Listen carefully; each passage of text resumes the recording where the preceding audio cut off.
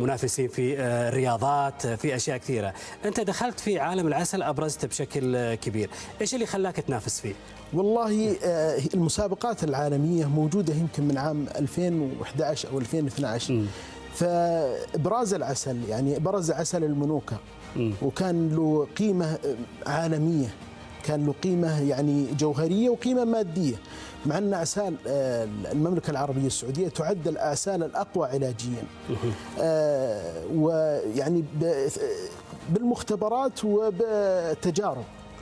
العسل السعودي نتمنى أن نحقق له يعني يكون دائما هو الأول في المنافسات الدولية. ممتاز. طيب أنت دخلت هذا المجال محبة فيه ولا هو بزنس؟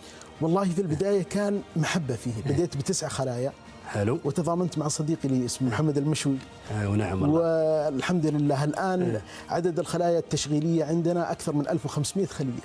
ممتازة. أكيد تجيك مواقف يقولوا لك صباح العسل ومساء العسل وخلاص صارت لازمة يمكن معك غازي هذا الشيء. نعم. مع اللي حواليك أكيد. والله العسل هم المفرحات. العسل من المفرحات، من الأشياء الطيبة، يعني دائما الواحد الطيب يقولوا لها فلان عسل. صحيح. طيب خلينا نروح لبعض أنواع العسل اللي موجودة. خلينا نشوف هذه العلبة. نعم.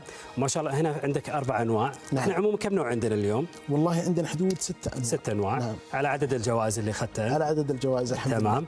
نعم. طيب خلينا نشوف العسل. عندنا عسل الضرم اللي هو عسل اللافندر من جبال الباحة، وعندنا عسل الطلح، طلح نجد، هذا من العيينة.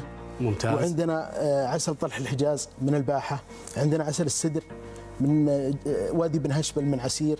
يا سلام. وعندنا عسل القتادة من وادي بن هشبل في عسير. عندنا